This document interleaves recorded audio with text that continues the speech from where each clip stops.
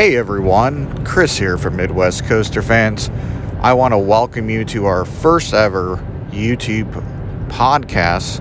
Figured to kind of, pass the time with this whole coronavirus outbreak that we could talk about a couple things. So on this podcast, we're going to talk about a few things. Now, if many of you don't know, I'll go ahead and add the link below to our podcast.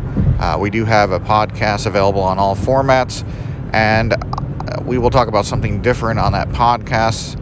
And that's, called Coaster Therapy or Midwest Coaster Fans, whatever you want to do it. You just type it in your iTunes if you wanted to listen to it while you were driving. But you could also listen to this while you're driving as well, obviously, because it's a vocal format. And you could just hit play on your YouTube and listen to the whole podcast. But we figured we would talk about a couple things. And yes, myself, I'm still working on the Millennium Force history of the Millennium Force video. It'll be coming out later this evening. But right now, I wanted to talk about just a couple things that are kind of spilling over to a lot of people's minds. And that's, how will this coronavirus outbreak, or pandemic, affect the theme parks in the United States? Well, we've already kind of seen how it's affecting a lot of it. As many of you know, as I'm speaking here today at almost 9 o'clock in the morning Eastern time, for many of you on the West Coast, it'll be 6 in the morning. If you didn't know, Fun Spot America, so the ones in Orlando and Kissimmee, have decided to shut down until further notice.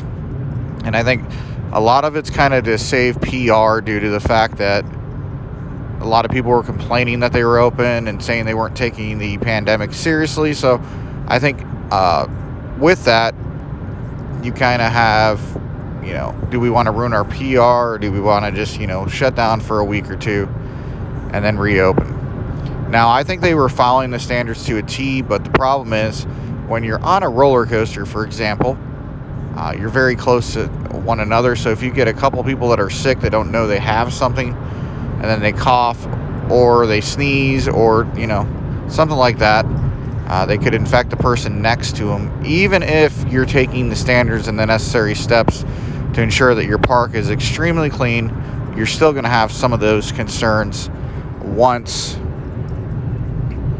you go onto the actual ride or roller coaster.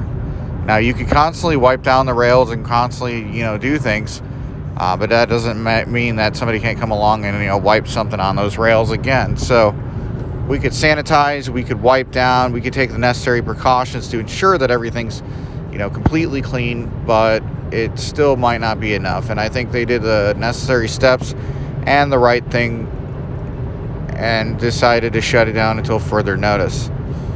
Now, as I'm speaking, I've been watching the news reports and things of that nature.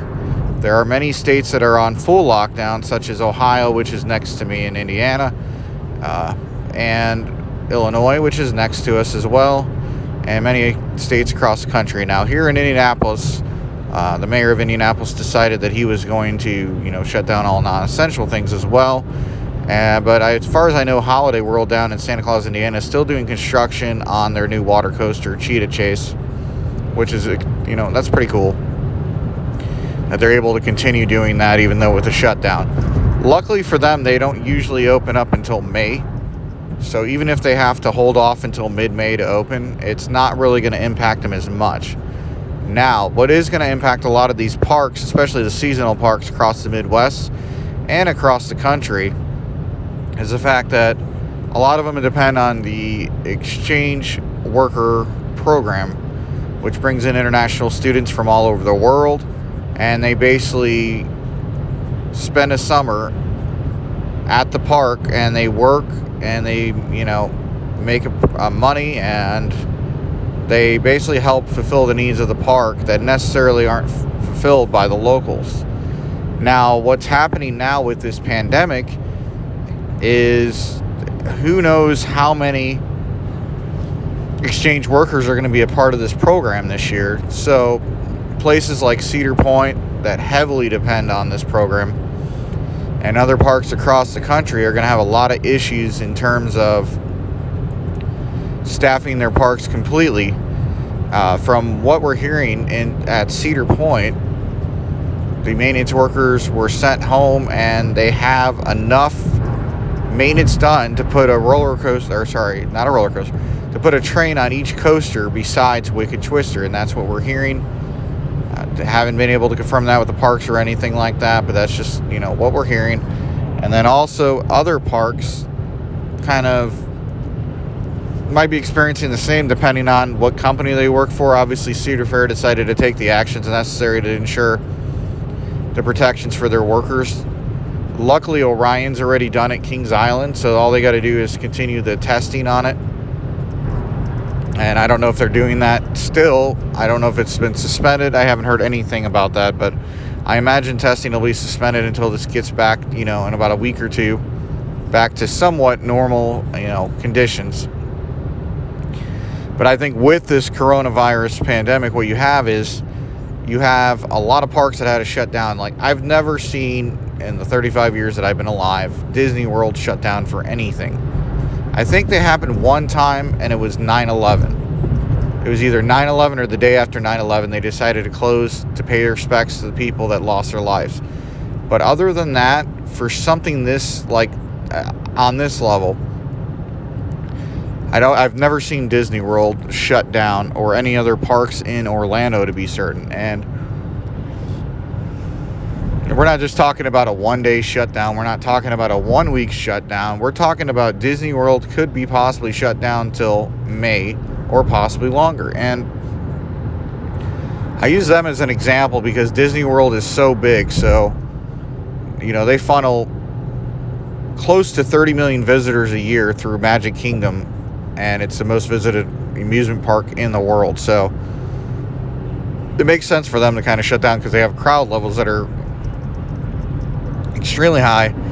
But a lot of people kind of criticize Disney because they didn't limit the amount of crowds once they announced the closure. So they allowed everybody to jam pack their parks on that Sunday, and that could have, spread whatever, was in the air. And then I'm hearing reports that those infected on cruise ships, that, the infected cruise ships that, were held until everybody was tested, a lot of those people probably might have not been tested, and then when they came back to the United States, if they didn't show symptoms, they weren't tested. So you have a bunch of people, because we know right now that the amount of time that it stays possibly in your system before it hits anything could be 2 to 10 days from what I'm hearing, or 2 to 14 days.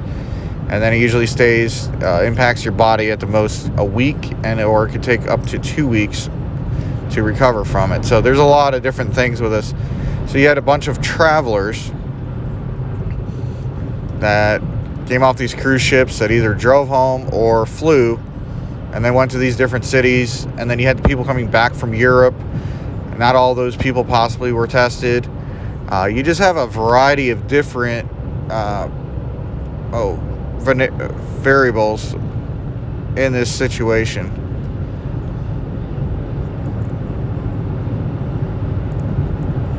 And as I'm speaking right now, I'm actually able to do this podcast or on YouTube live from the road, but there's not a lot of traffic, and it's good that they're limiting it to non-essential travel, because the thing is, we don't need anybody out and about in theme parks. We don't need anybody out and about in restaurants or bars. However, it is impacting the restaurant, bar, and travel industry as a whole, with airplanes only being a third of full and them canceling half the flights in airports. And then you have hotels that are obviously not hitting their vacancy rates that they'd like to hit. And then you have their bars, restaurants that have a reduction in time, reduction in business and the amount of people that they could serve. So it's impacting a lot of people, not just the theme parks. But as for a theme park perspective, like I said, the regional parks are not going to be impacted as much as the annual parks, and here's why. The annual parks operate and have a staff that's there year-round. So that staff has been told to go home on a lot of these parks, and some of them have even been allowed to go back home to their countries When you have like a program like the college program at Disney, Universal has a lot of locals that work at their parks, so they don't depend on a program like that as much. But I wonder what's going to happen to a program like the one that Disney has once they decide, hey, everybody could come back. The pandemic's kind of slowing down. We could go ahead and try to bring everybody slowly back. I wonder if they're going to have a bunch of staffing issues. And I'm talking about even Cedar Fair parks.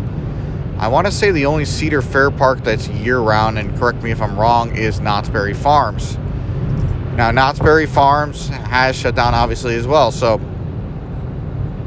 you have all these different parks in the Cedar Fair chain. Most of the Cedar Fair chain parks, like I said, are seasonal parks. So, yes, they could shut down until June. The only problem is like Carowinds and King's Dominion, and you have Kings Island, places like that, where they usually open up early April to mid-April. They're going to have to delay a month. So that is going to impact their budget. That is going to impact their net income. So I wouldn't really pay attention to the second quarter reports for these parks, because the second quarter had this pandemic. So, of course, their income and everything like that's going to be impacted a lot. So I don't foresee anything really returning to somewhat normal until like July. And I'm not saying the parks aren't going to reopen. What I'm saying is the hesitancy from the citizens of our country and other countries to fly in and travel and, go to these parks. I think crowd levels are going to be all right, but I don't think crowd levels are going to be near as busy as what they were anticipating until like midsummer, when this hopefully starts going down. So hopefully we get some positive results tomorrow with the trials on the malaria drug, and hopefully we see some promising results out of that, because obviously the vaccine is a far long ways away. So hopefully some of these drugs can help combat this to kind of get the transmission rate down with this virus.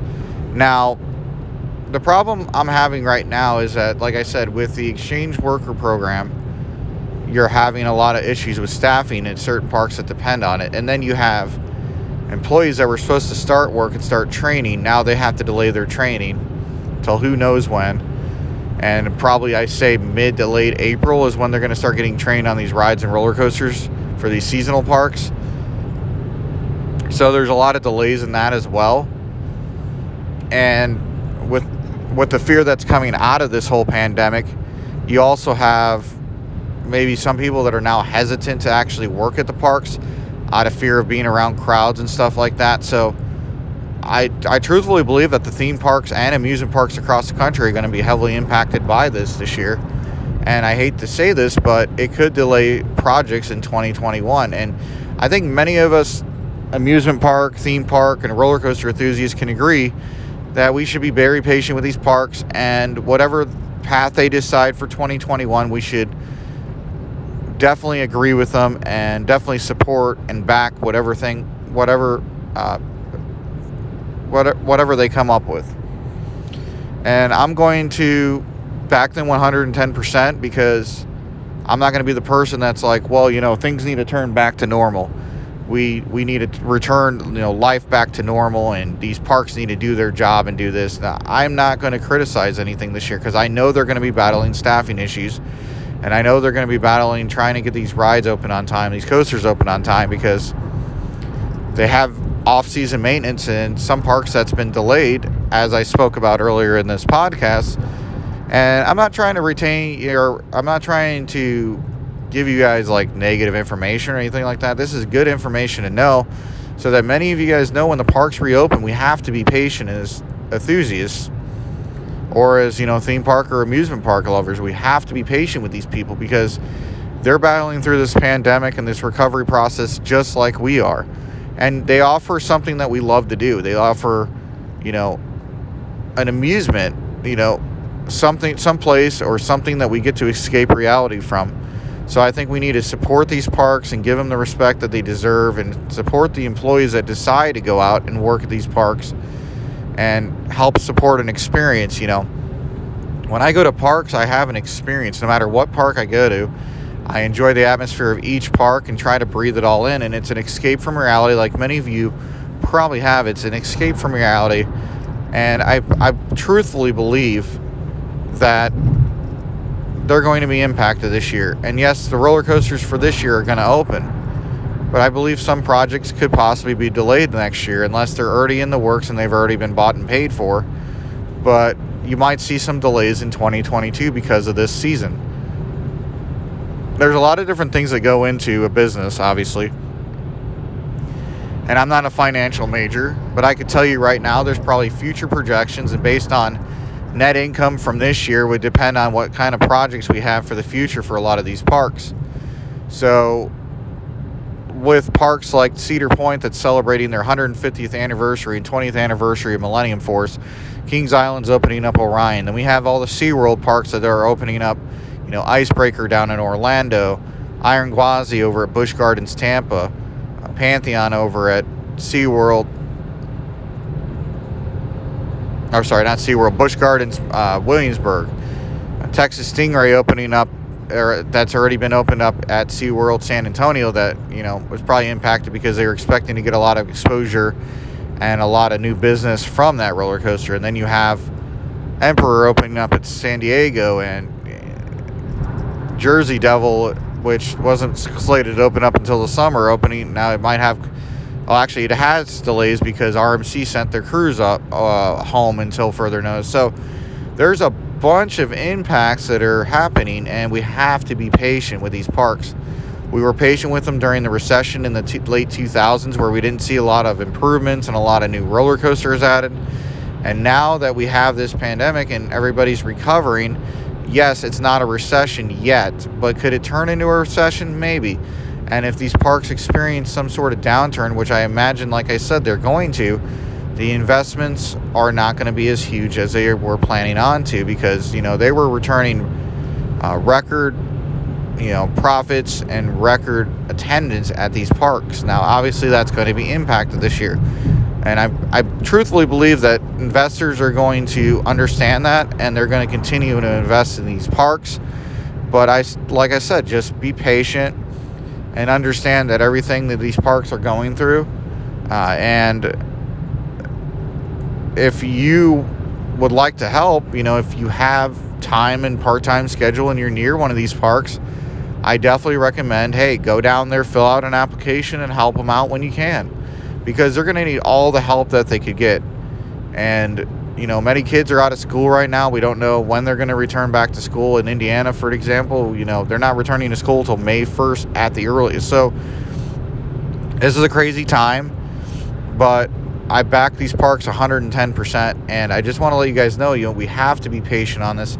There's going to be different cleaning procedures that are going to take place, because even when this pandemic and the virus settles down, you're still going to have some people who might be infected by it, obviously, just like with the flu. Even though the flu peak is usually over, in April, May time frame, and we usually don't see as many cases, we still have cases of the flu, cases of the cold, so there's still going to be a virus around. But I think a lot of these parks are going to initiate different cleaning standards. I think a lot of places are going to be learning from this whole thing, I hope. And I think we see a lot of different procedures changing, a lot of different things in general just changing because of this. And I was very impressed with seeing how SeaWorld was doing things, how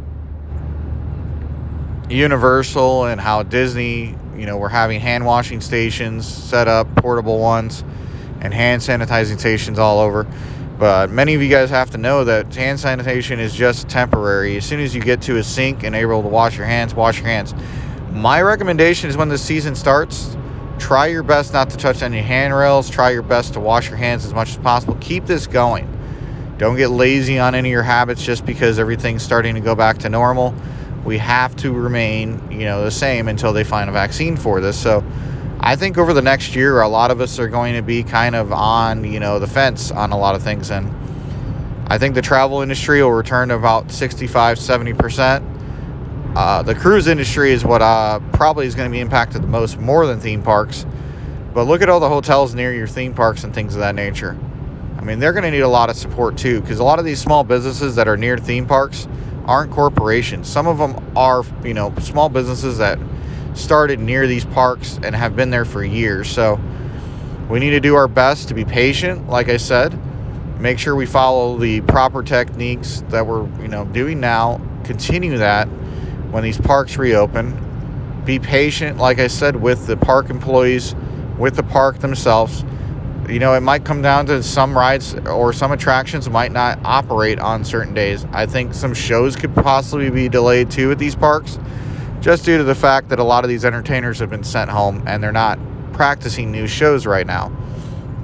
So we have to be patient. We have to go in there with, a glass half full and realize, these parks are doing the best that they can, like I said. And I hope if you have any comments below what you all want me or our team to talk about on the next podcast here on YouTube, please write it in the comments below. We appreciate all the support. We're at 602 subscribers right now. We would appreciate it, those of you that are listening to the podcast right now. If you guys are able to, please subscribe to our channel. It helps back us, and we're trying to get, obviously, to that goal. We're at 144 videos right now with this, and the videos are going to continue. We're going to continue to provide you coverage and show you, real stuff going on, and we're going to promote everything. And we're still going to get out to the media events for the premieres of the coaster if we're invited, and we're going to go to all these new coasters this year and give you guys an overall review like we've been doing over the last year. Many of you probably already know, but Midwest Coaster Fans is turning a year old on May 1st. And originally we planned on having an event over at Kings Island or Cedar Point on May 2nd, but that's been postponed and we probably won't be able to have it, so unfortunately. But we hope you enjoyed this podcast. Like I said, if you have any questions, if you want us to talk about anything on the next podcast, please write it in the comments. We appreciate your support. Thank you again for listening. Until next time, this is Chris signing off for Midwest Coaster Fans. And be sure to click in this description because there's going to be links to a bunch of the other things that we have here on Midwest Coaster Fans. Have a great one.